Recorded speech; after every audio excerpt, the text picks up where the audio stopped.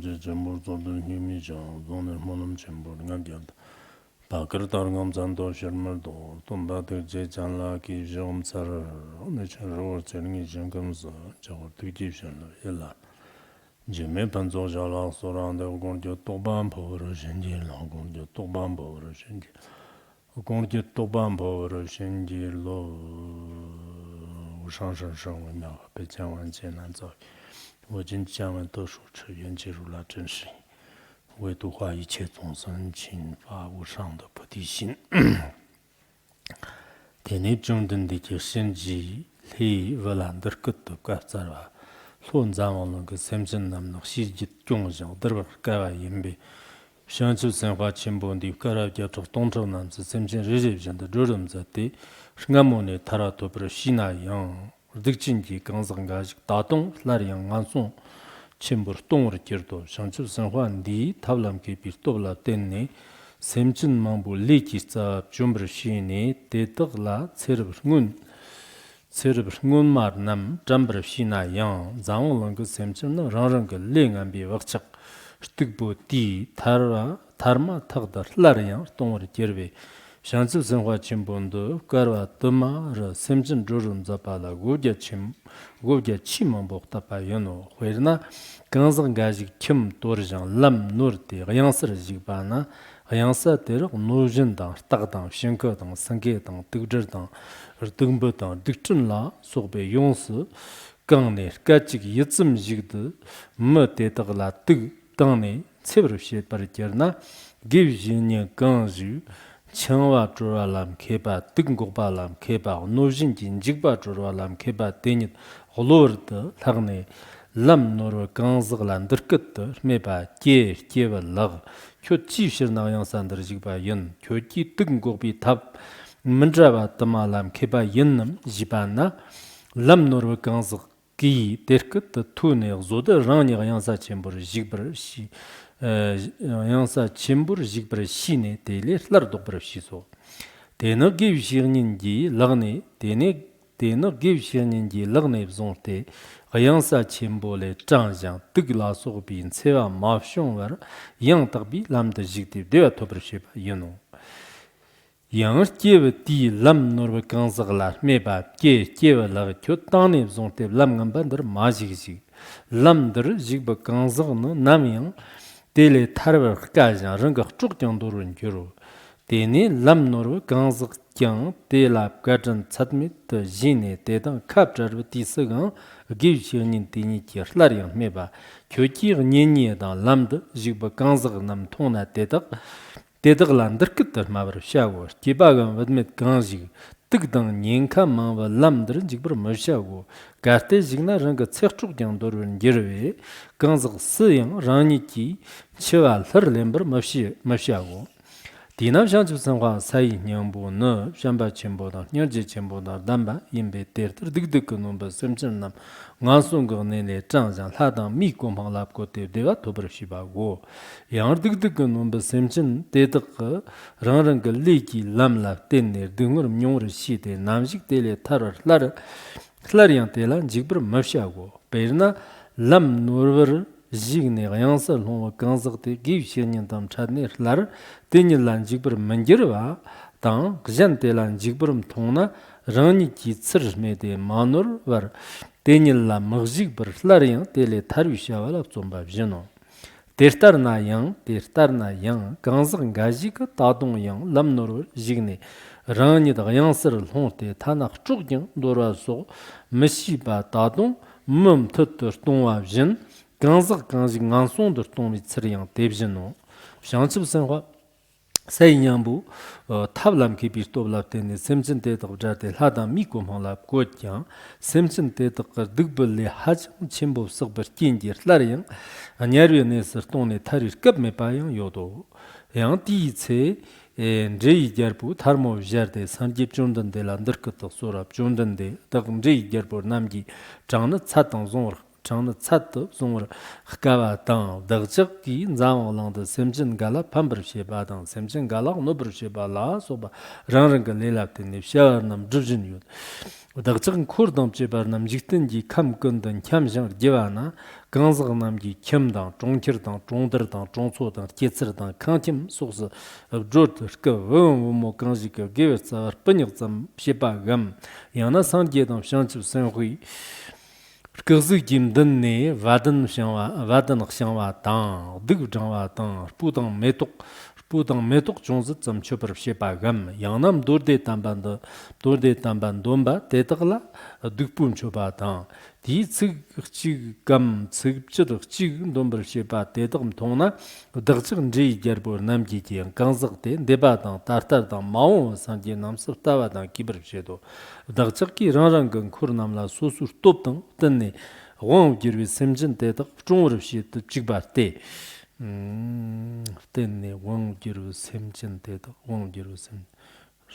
스톱날라 뜬네 원기르 샘진 데득 종르 시트 직바테 데득란 직바당 디마임비 직바당 나당 디마임비 나당 타나 유트 먹은 샤르 남장 디니즈르당 머렙나 무스 데득 김데 직버 무적고 데니 산지지 제이게르폴라 응데 데르크트 까서와 럭소 교당 교적당 신지 남기 데르트 리기워금 리기오모 강덕 종으로 시에나 덕기정 까서들 해용보 겹신당 참발라소바 교종덕 지고 데르크트 메비스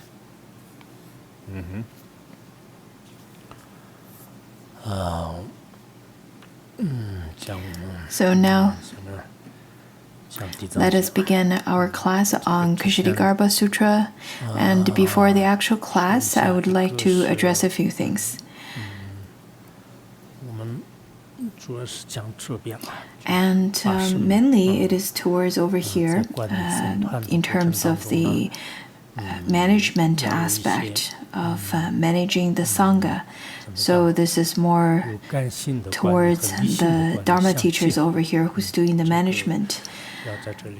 I think it's really important to use both reasonable and sensible thinking in terms of managing the Sangha. Therefore, that you be the Dharma teachers or whatever group management that you're involved in, I really suggest that it's really important to adapt some regulations. I think in the West, they have a very strong law system, a very strong regulation system. And in the West, maybe the regulations too tight, but in the East, it's a little too flexible. The manager or the supervisor, they would change whatever rules according to their likings, and that's not really good. There is another system that you would follow the rules and regulations very strictly, and you do not make any flexible changes. That is flawed as well. It's too mechanical. So in the process of management, you need both.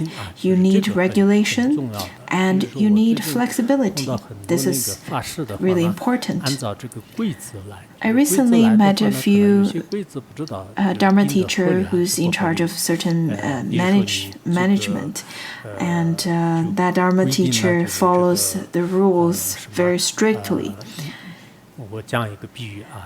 And I'm not sure if it's really that appropriate. For example, I'm just giving you the example.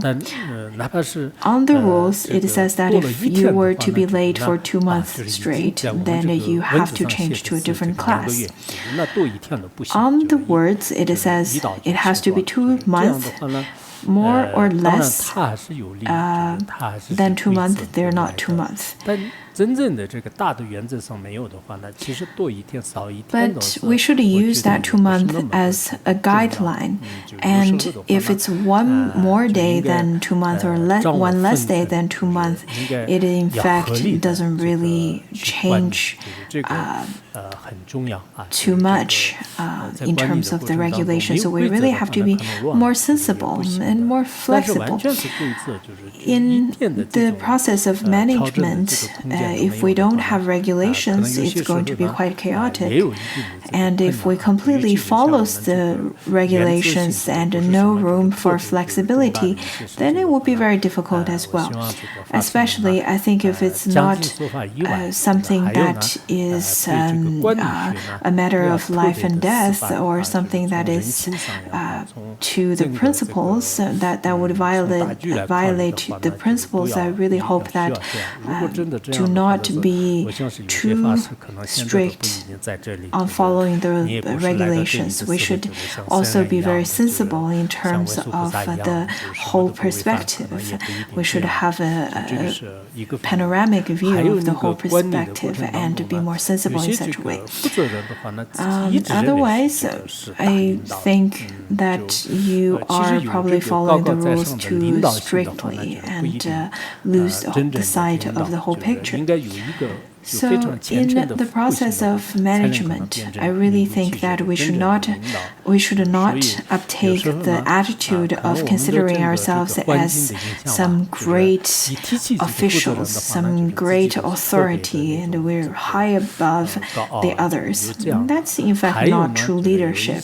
True leadership takes the mind of serving others, and that kind of devotion to serving others, then that is true leadership. But maybe because of the environment, because of the overall situation, whenever people talk about the supervisor or the one who's in charge, then people started to feel very arrogant. Other than regulations, we should have compassion. For example, if so-and-so violated something and then you're thinking to dispel them from the Sangha, of course, if certain people did violate their vows or violate the principles, then there's really nothing that we can do. But I think let it be the monastics or the lay practitioners, they all have their situations and conditions, and we should not easily dispel others and take their opportunities to study. So in terms of the art of management, we really need to have both compassion and wisdom. In this way, we will be able to accomplish whatever we want to accomplish. We will be able to accomplish our goal. So I think whomsoever you are, and in fact, wherever there are people, there are good management and there are bad management.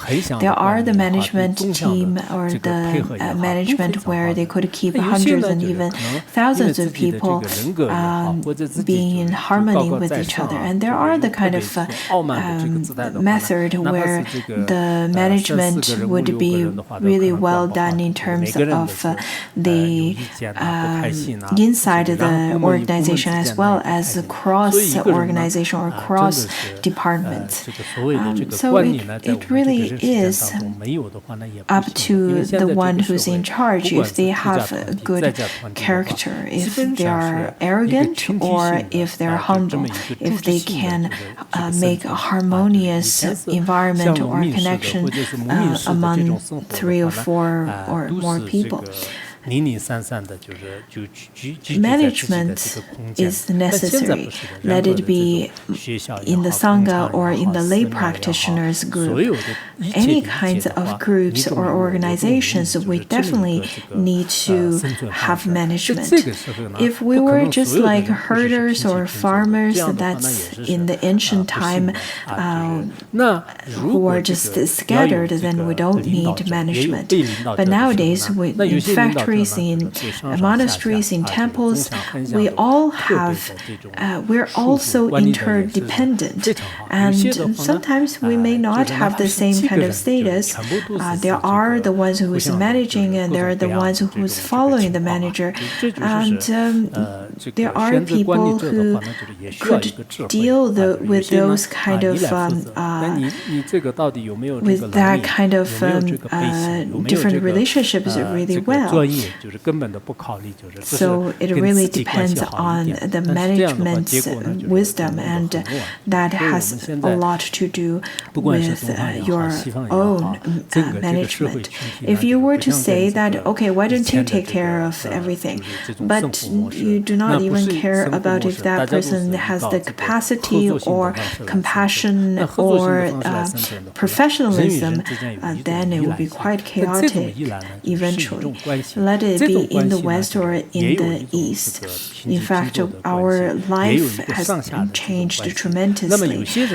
We definitely need to rely on cooperation with one another. We're in this interdependent relationships with one another. There is hierarchy, and this kind of relationship should be with both equality and hierarchy. We should have both of them. That being said, in each group, there are people who can maintain good relationship with others, and there are the ones who create chaos wherever they go. So that happens in all different kinds of organizations. So, whomsoever you are and what kind of relationship you have with others, in terms of your interpersonal relationship, intrapersonal relationship, I think considering myself, let it be in Larungar or other places, there is not even one person I hold grudge in. There's not even one person that I loathe. There's not even one person that I do not want to talk to or get together with or have a bad relationship with. I feel very confident by saying that, because I really get in touch with all kinds of people, the ones with or without religion, the ones from different departments or different walks of life. So I really think it is a skill to have, to be able to get along with everyone. In Larungar, it is necessary to not have any major conflicts with one another, because that would be considered as breaking the samaya. So you should not argue with others or holding grudge with others overnight. And according to Kongtsog Rinpoche, you cannot listen to Tantrayana teaching for those ones who have broke their samaya vows. According to the Tibetans, there is a saying that is, the child do not need the father's praise. It is the other people's praise that counts. There are the practitioners who consider themselves as really good, and they would consider that they would consider that themselves, but what matters is that how other people would consider if you are easy to get along with or not. And as supervisors or managers, we also need to observe ourselves and observe your relationship with others and with your supervisor and the group members. In a small group, if you were to talk about the different schisms and if you were to talk to gossip behind others, then that means this group does not have any contemplation and practice. In genuine Dharma centers, they would not do so. Well, I think I'm dragging on for too long. If you were to ask me to give teachings on management, I can go on for 2 hours.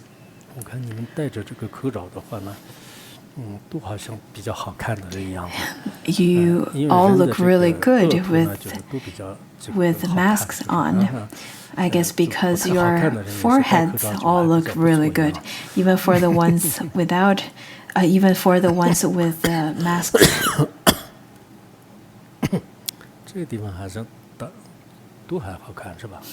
Everyone looks great in masks.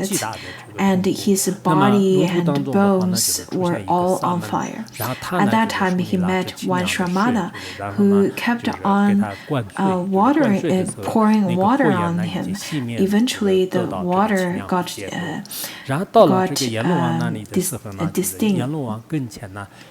distinct, and then he was able to be alleviated from such burning pain. And then they were in front of the yamas. The yama said that because this person killed so many sentient beings, thousands of cows and sheep and pigs, and all of those dead animals were all there as well. And all of them said that this person had killed us and he's such an evil person, therefore Yama, you have to punish him. And then the Yama said that he must be very evil because after he arrived in the bardo, he encountered a Shramana who extinguished the fire on the chariot, and the reason was because his ancestor made offerings to Ksitigarbha Bodhisattva, therefore he does have some merit.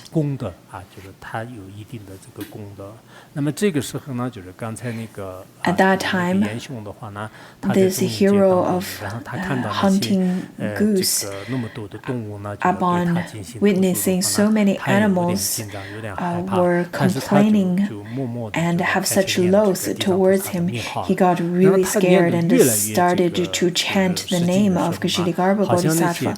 And the more he chanted, the more he chanted, the more the animals started to generate compassion in their mind, and slowly they all turned into the forms of human. And then that kind of tension started to ease as well. Yama later agreed to release him and let him to go back to human realm. That's when he woke up. After he woke up, he then renounced from his family. He started to travel around and propagating the name of Ksitigarbha Bodhisattva and the practice of Ksitigarbha Bodhisattva. From this story, we can see that he's not even a Buddhist. He did not believe in Ksitigarbha Bodhisattva. He was the kind of person who practiced lots of evil actions, such as killing. In mainland China, we say that if one person, in Buddhism, we say that if one person get ordained, then all the 9 related families would be able to be reborn in celestial realms.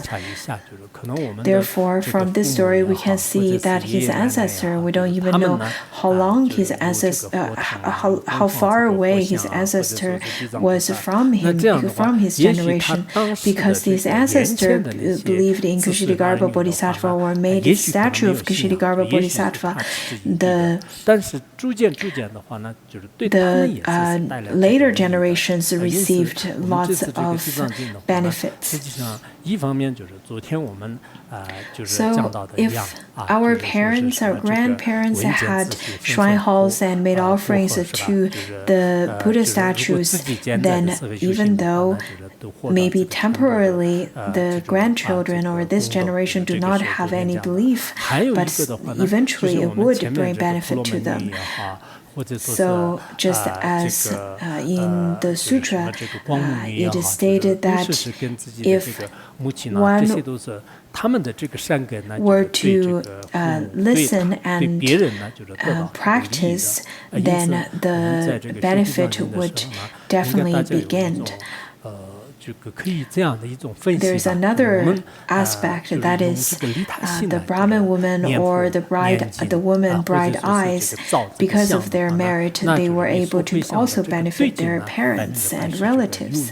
So when we're studying Ksitigarbha Sutra, if we were to chant the name of Ksitigarbha and chant the sutra with the mind of benefiting others, or even making an image, and you can dedicate your merit, eventually. In fact, the merit would definitely be received. Let it be 6th, 7th, or 1/7 of the merit for the one who you rededicate the merit. At least the other person will be able to gain such benefit. When we create such kind of merit, our generations, our next generation and generations to come and other sentient beings would also be able to gain benefits.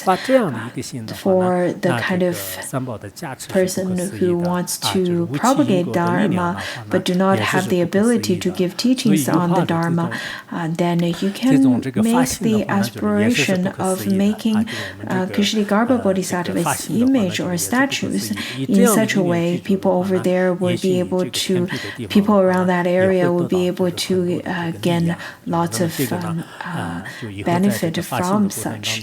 So if you have such kind of aspiration, then with the blessings of the three jewels and the infallibility of the cause and fruition, as well as the aspiration, the inconceivable power of the aspiration, then you will definitely be able to achieve that. Throughout the process of making aspiration, I think we need to build statues or make images for our hometown, for our families and friends, and in that way it could attract people with faith. Also, it could also eliminate or pacify the areas where people would commit lots of killing or had lots of devious habitual patterns. So we should try to plant a seed in their mind. We can build statues and print sutras and so on. Those are all going to be very beneficial. So let's continue with the sutra. Yesterday, we've already talked about how the ghost kings of the King Yama were all gathered over there as well. And then the Yama said that, okay, I have a question. He said that world-honored one,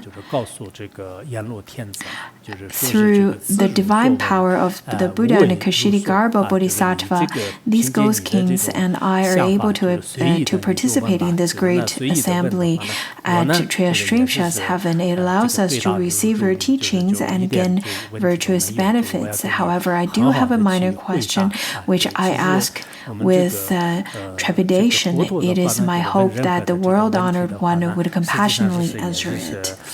And then the Buddha told the King Yama, you may ask your question, I shall answer it to you. I shall answer it for you. In fact, the Buddha could answer any question without any problem or obstacles. According to the Great Heap Sutra, it says that the voice or the melodious sound of the Buddha is without the obstacles of fear. It is inconceivable, and the sound of the Buddha could answer all the difficult questions of all sentient beings.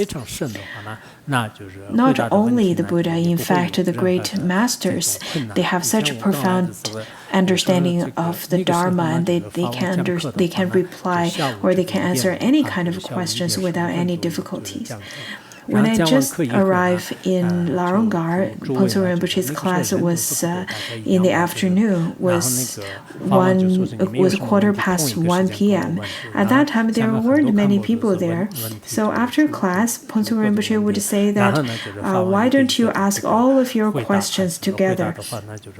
At that time, many couples would ask many questions at the same time, and Ponsu Rinpoche would answer them one by one, and his answers was excellent and really interesting. Once I went to a school, I tried to imitate that, and I asked him to ask the students to ask questions all together. And some of them asked their questions, asked 4 questions at once, and I tried to remember those questions with my mind and not a pen. But maybe my wisdom was not there at that level yet. Anyhow, I think asking questions is indeed very necessary.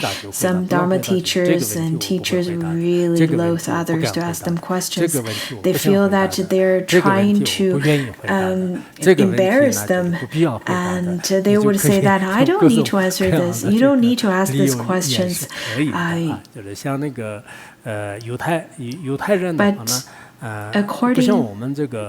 But in fact, I think the education of Jewish is not like the education over here. We usually would ask the children saying that, what grade do you get? You got 0? Oh, you're so sweet. You got the 0. Of course, that's very sarcastic, but we would usually inquire about the children's marks or the grades. But the Jewish people in their tradition, they don't really care much about their grades. They would ask, did you ask good questions to the students and to the teachers? Did you ask good questions? Did you ask sharp questions? And the teachers over there really like the students who ask sharp questions. But over here, I know that the teachers really loathe the students who ask sharp questions. But I really want to point out that asking questions is indeed very, very important. According to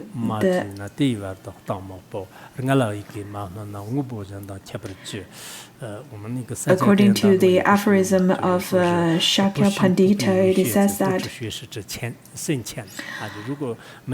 if one were not to inquire or debate with the scholars, with the learned ones, then you would never know if the level of your study is deep enough. Just like without comparisons, without the sound, or without making a sound, you cannot differentiate if it's a good teapot or if it's a good drum or not. So you have to ask questions, you have to make such sound. Otherwise, you won't be able to see if one has that wisdom. And I noticed that there are people who cannot ask questions, cannot even think of a question. And that is... And sometimes there are people who would only ask a question, but for the sake of asking questions, they don't really have any valuable questions. So the Buddha said that therefore the Buddha over here said that you can ask whatever questions you want because the Buddha is full of wisdom. And over here now, King Yama bowed to the world-honored one, just as the students would bow to the teachers.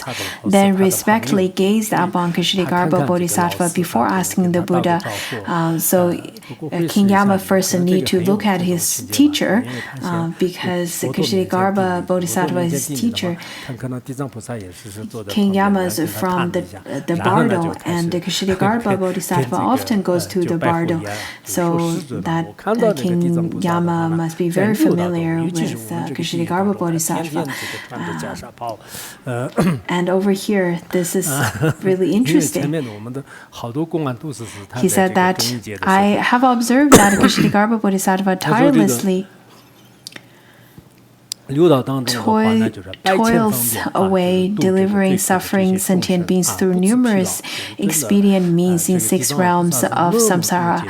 He's saying that while this monk runs around with his robe over here, and I see him very often, especially in the hell realm, he's completely tireless in liberating the sentient beings. That's very difficult and that's very stubborn, and the beings in the hell realm and so on.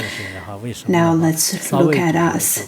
There are the people who made the aspiration of practicing the activities to benefiting others, but after working for only 1 or 2 years, their enthusiasm started to wear out, and eventually they would completely give up, and sometimes they would even create a difficult relationship with the other people.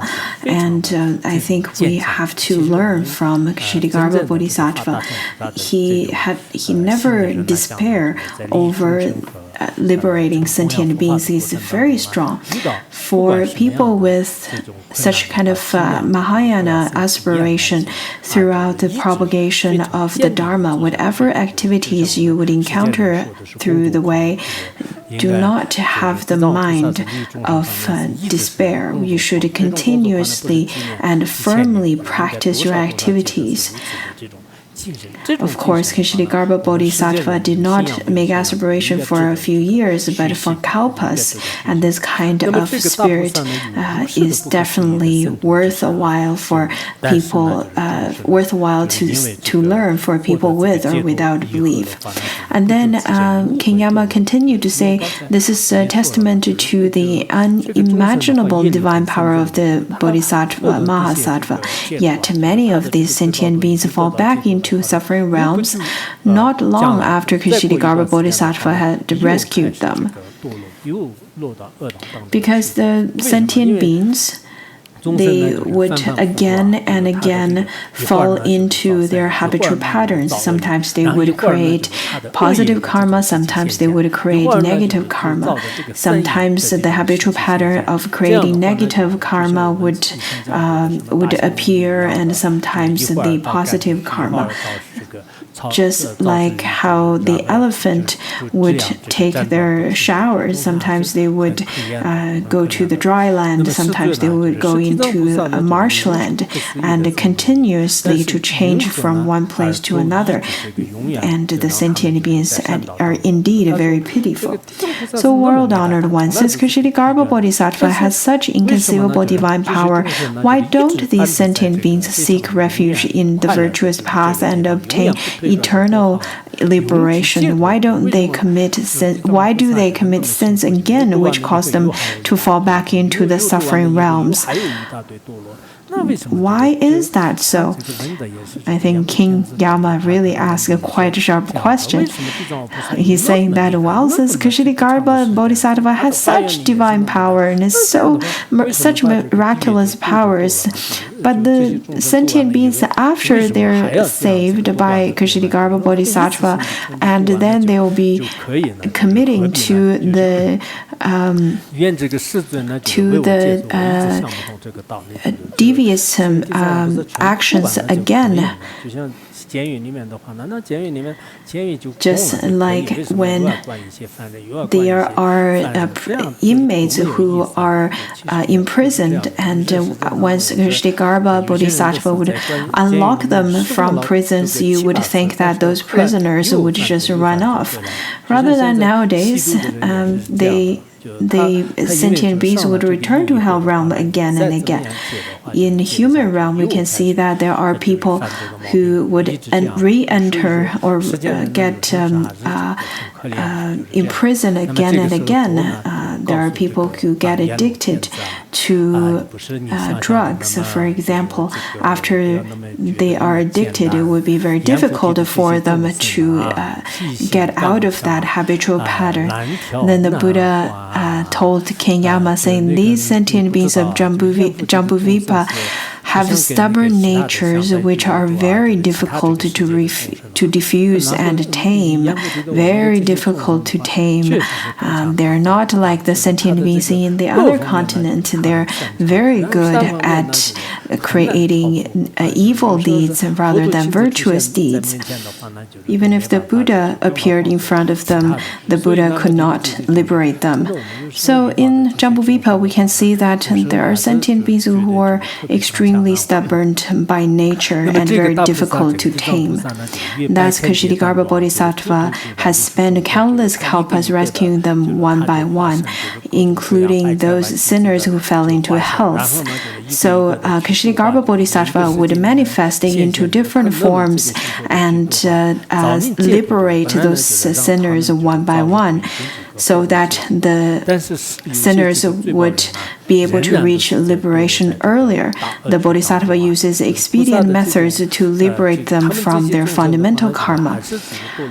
But still, they are later reborn into the hell realms.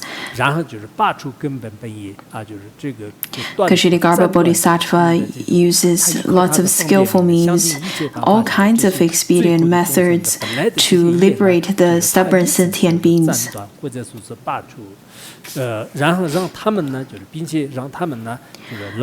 And he enables them to realize the events of their past lives. And through this kind of methods, all these are done to enable them to see the hardships of traveling on evil paths and to motivate them to seek eternal liberation through enlightenment.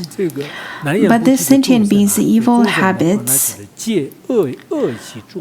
are extremely strong. According to Abhidharma, it says that there are various types of those evil habits, such as 9 and 16 and so on. After being rescued, it does not take long for many of them to revert back to their previous ways and fall back into the realms of suffering. Ksitigarbha Bodhisattva definitely had shown us the various ways and method to practice the virtuous onto the virtuous path, and we already gained those methods of practicing on the virtue. However, because of the sentient beings has such strong habitual patterns of evil, then they would fall back into the realms of suffering. Sometimes we would waver quite a bit on the path.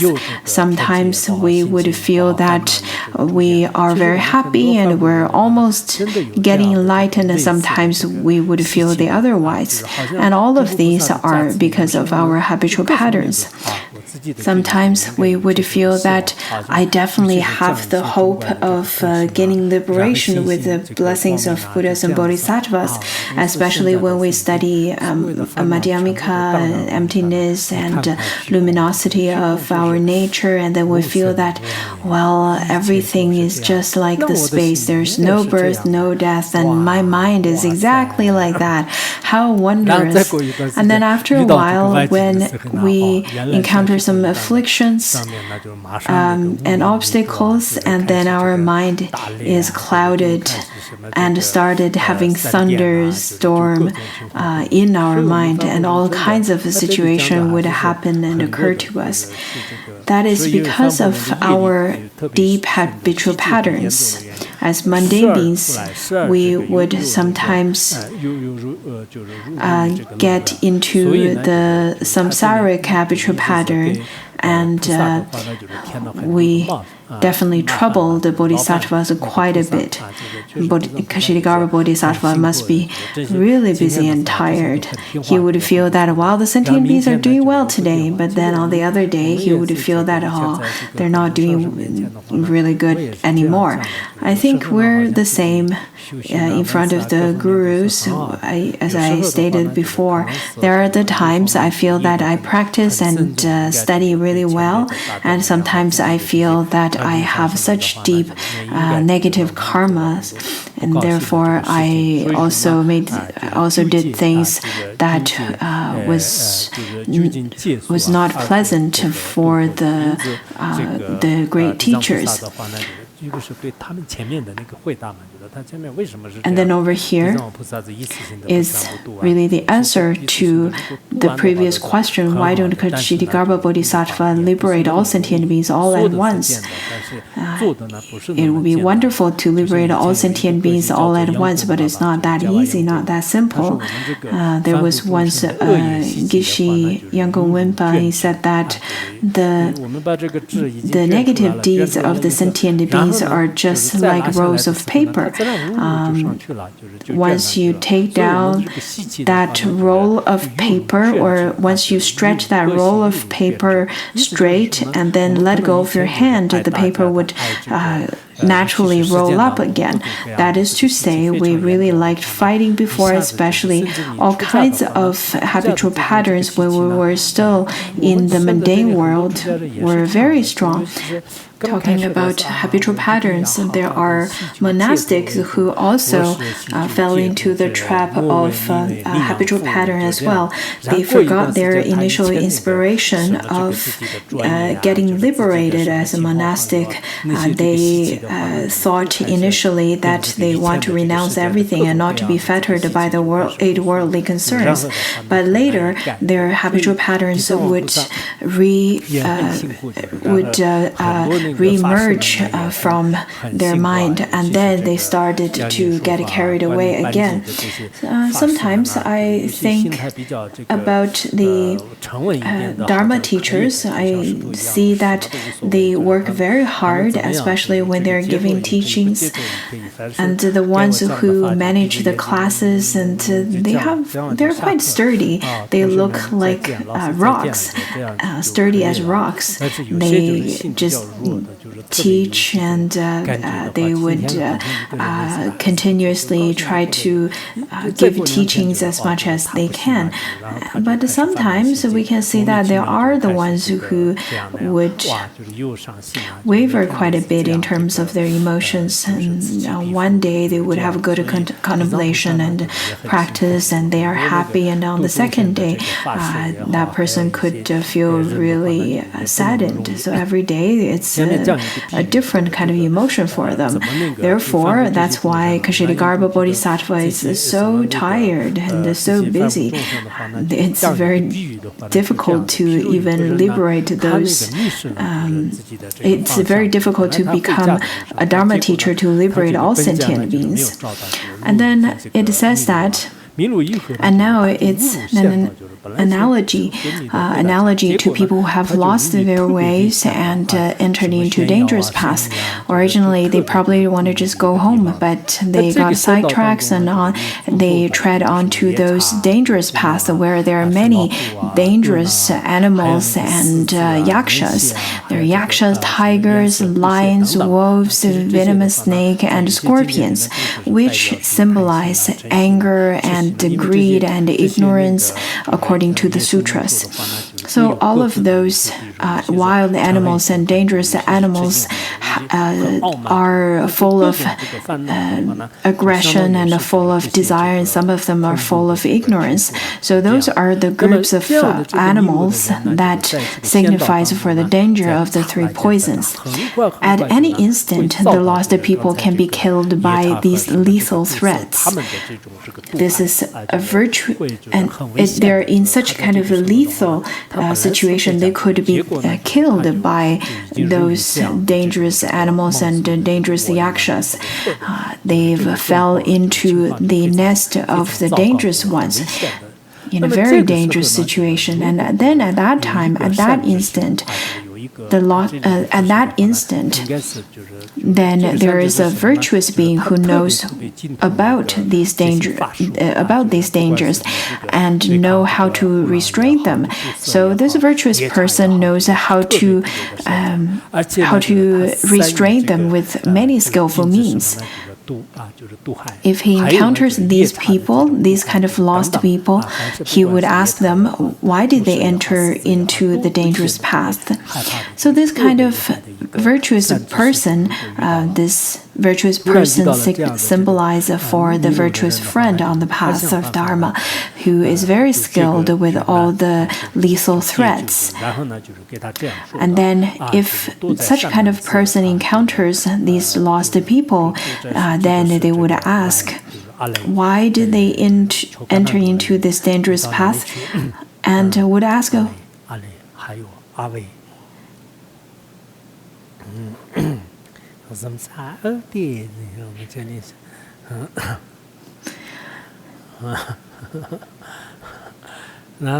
ask, well, why did you enter into this dangerous path?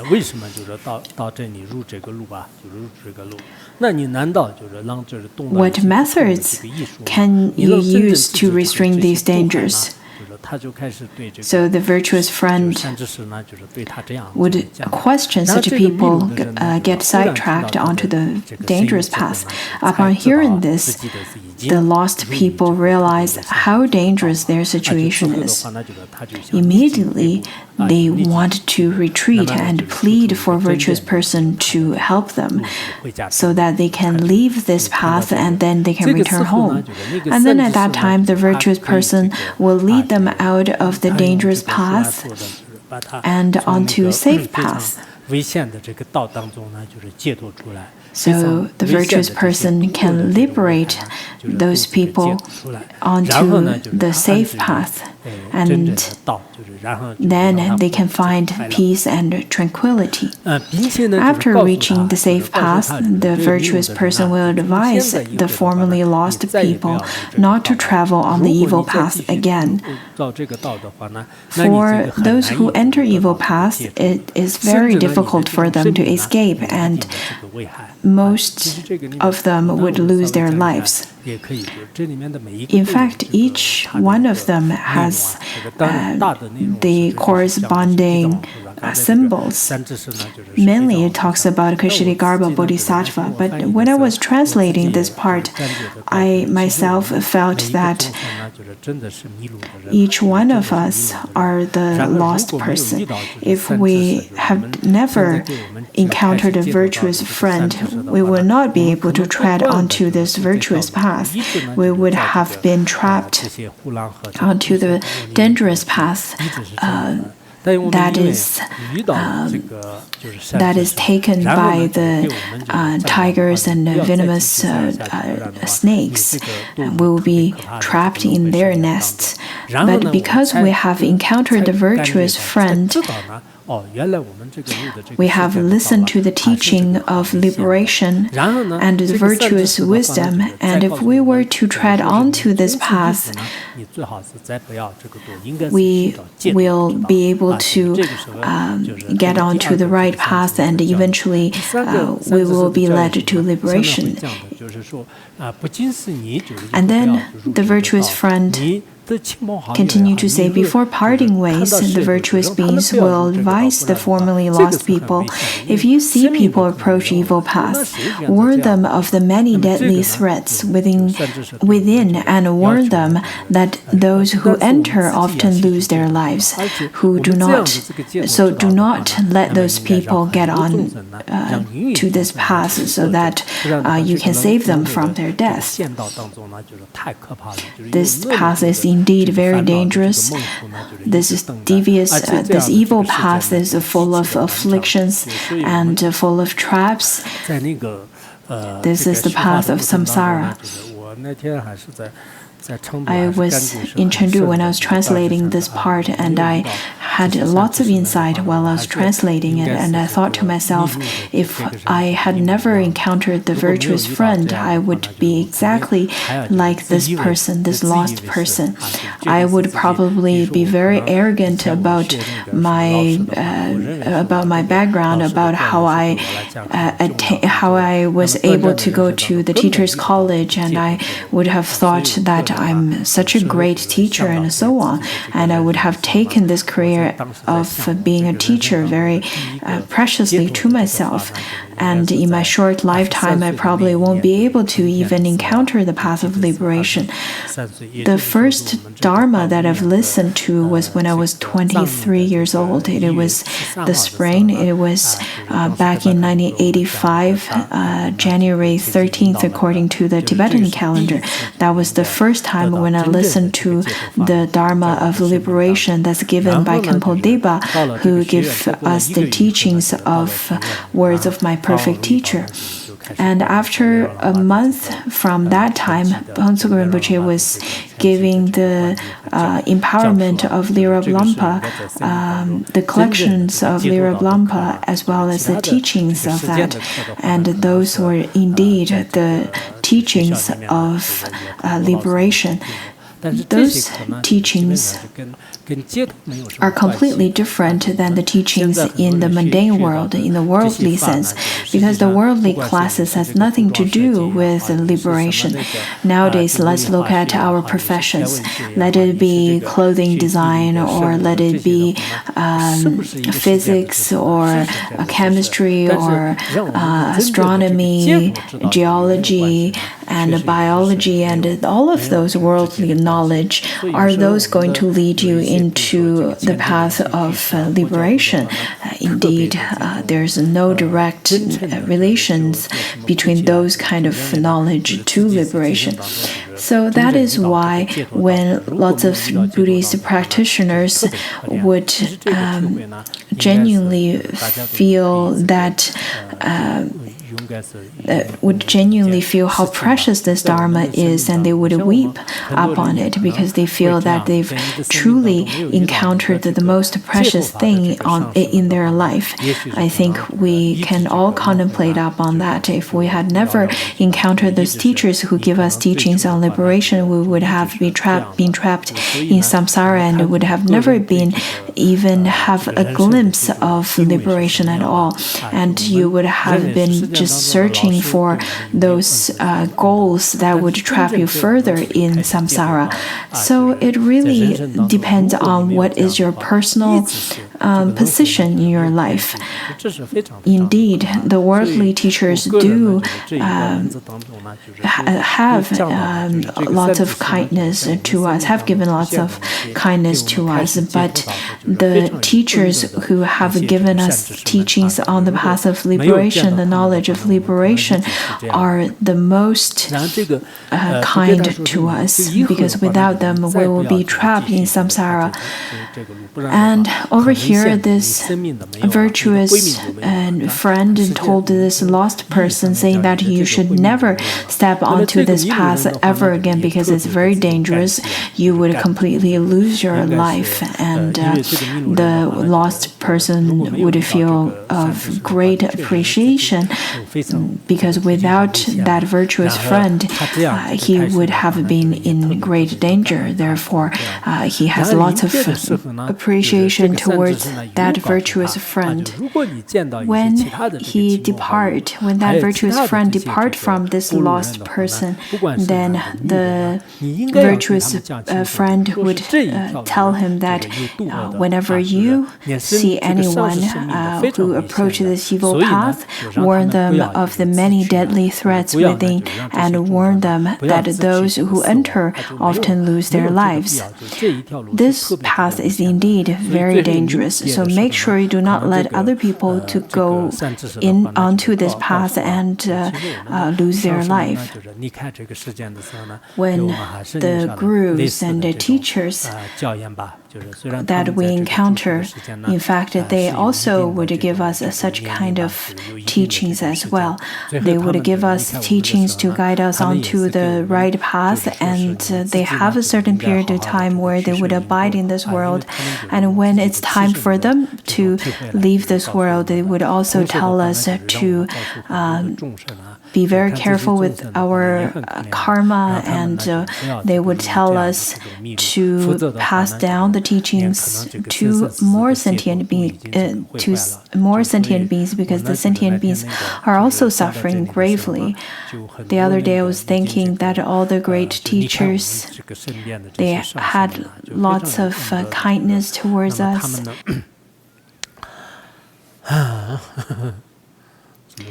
What can I say to describe them? Well, back at that time, the great teachers had to go through lots of difficulties on the way to make connections to the sentient beings. Let's think about the highways that we have nowadays from Chengdu to here. And we even have airplanes that we can commute with. But back at that time, the great teachers, the masters, they even during the time they didn't keep up with the good health, they had to travel quite extensively, go through lots of hardship on very basic ways of commuting, so that they can give teachings, give Dharma teachings to the sentient beings, make Dharmic connections with the sentient beings. But they are so eager to save the sentient beings. So over here it is exactly the same. It's saying that upon reflecting how dangerous their situations were, and they would also warn the others not to enter the dangerous path. However, according to Longchenpa in the Treasury of Peace Instruction, it says that though the great teachers and the great masters don't want to depart from the sentient beings, but they will eventually. After they left us with the great teachings, the great masters would eventually pass and eventually depart from us.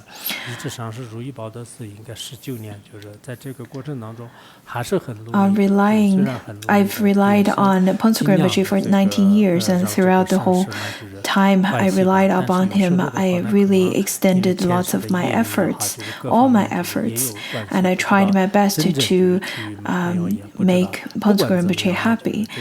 And sometimes maybe because of my karma and because of various reasons, I don't know if I've made him happy at all times, but anyhow I've tried my best, and his kindness is definitely of the most in the whole world.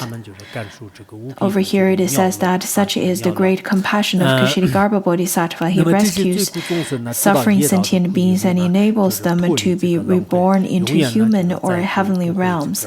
Upon enjoying the happiness in human or heavenly realms, they will realize how agonizing the suffering in the evil path truly is, and be motivated to seek eternal salvation through enlightenment. So after leaving the realms of suffering, they will never return to the evil path.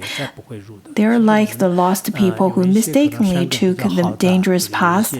After being led out by the virtuous person, they will never travel on the dangerous path again.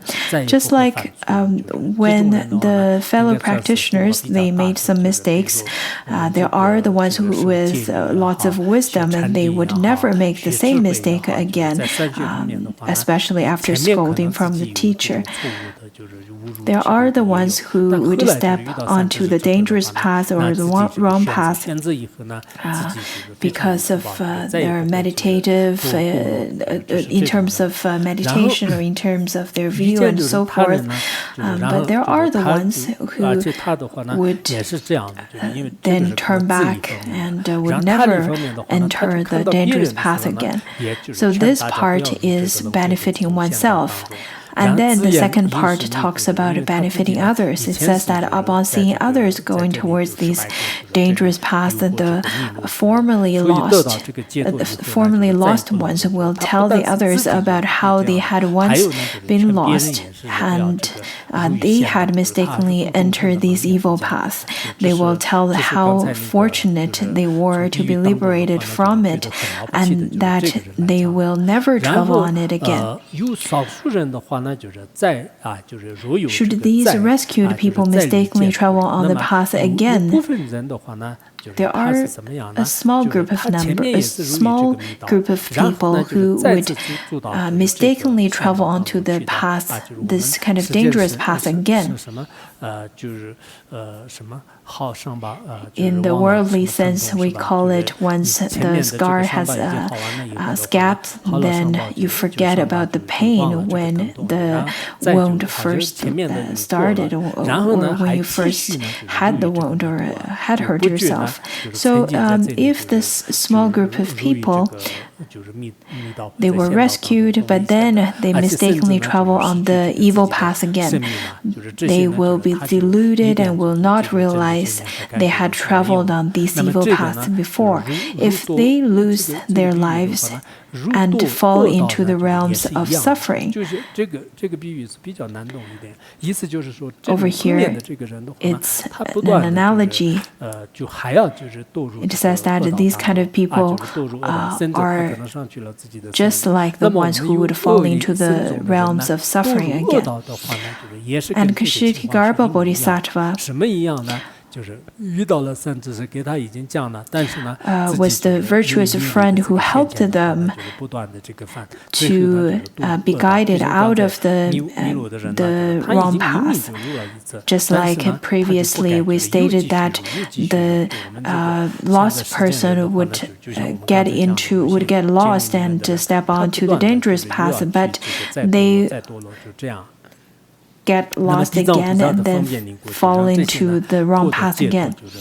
But Ksitigarbha Bodhisattva will use expedient means to assist them to liberate them again into human or heavenly realms again.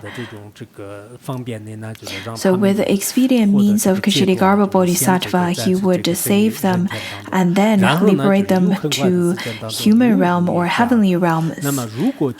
Should they yet again become deluded and travel into evil paths, they may commit such severe offenses that cause them to be confined in hells for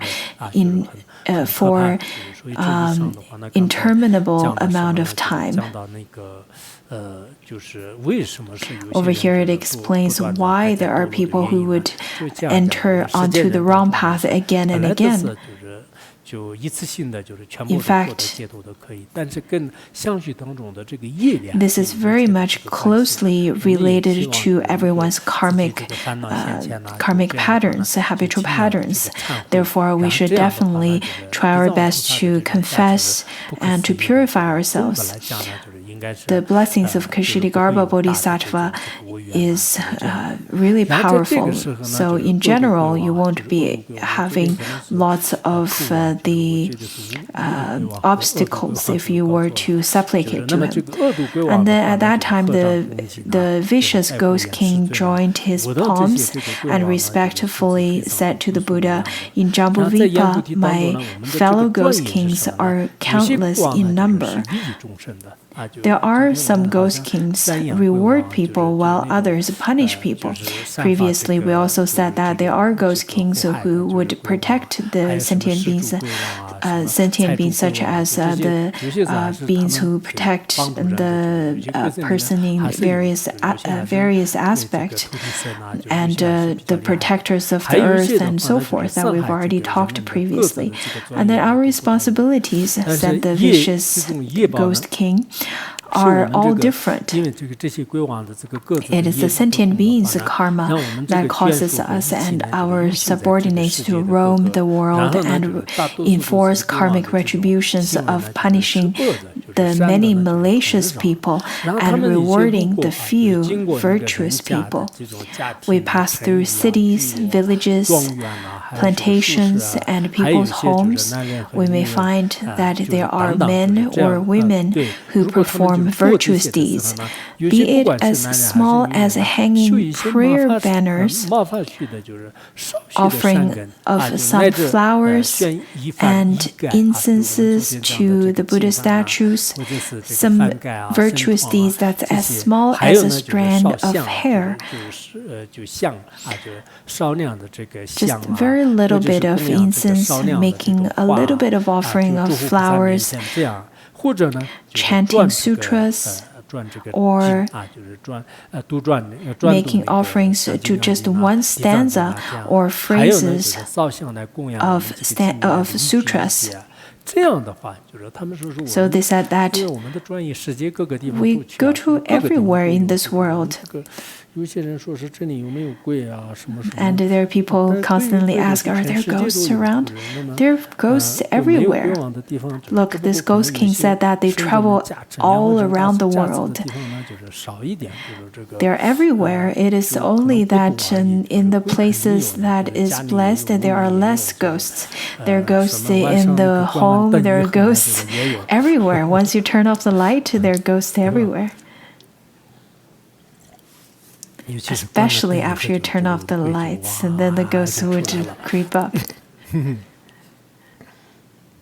When I was in school, lots of the fellow classmates would ask me to tell ghost stories, and I was very successful in telling those stories. And after telling those, nobody wanted to go home anymore because they're too scared to go home.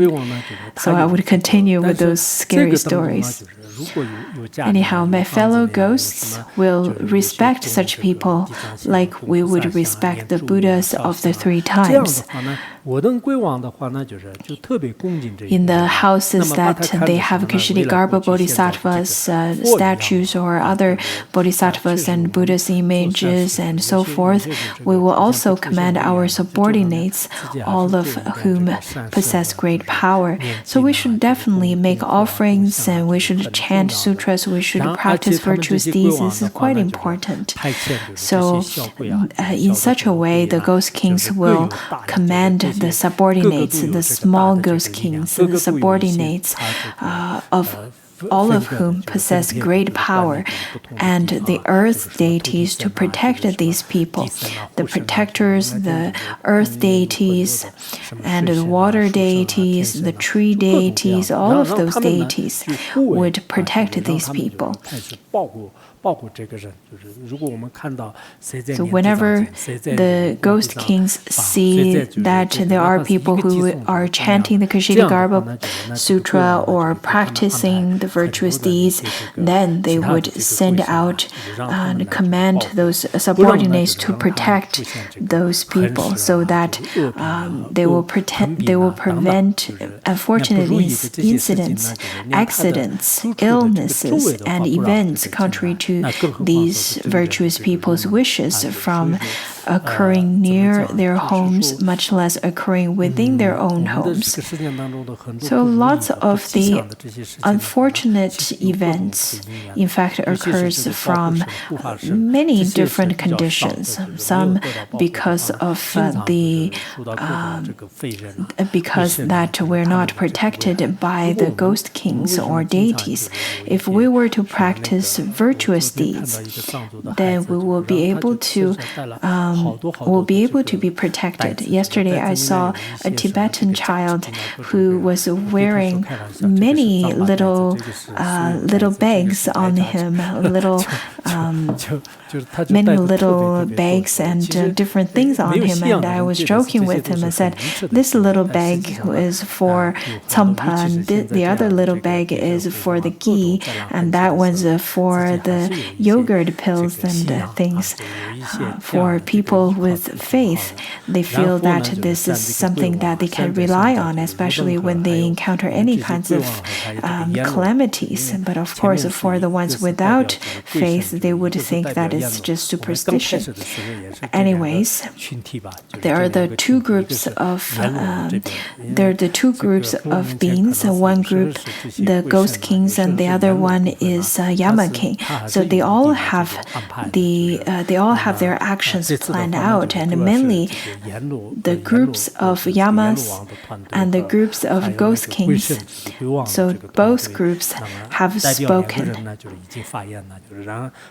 And then the Buddha praised the great ghost king, saying, good, good.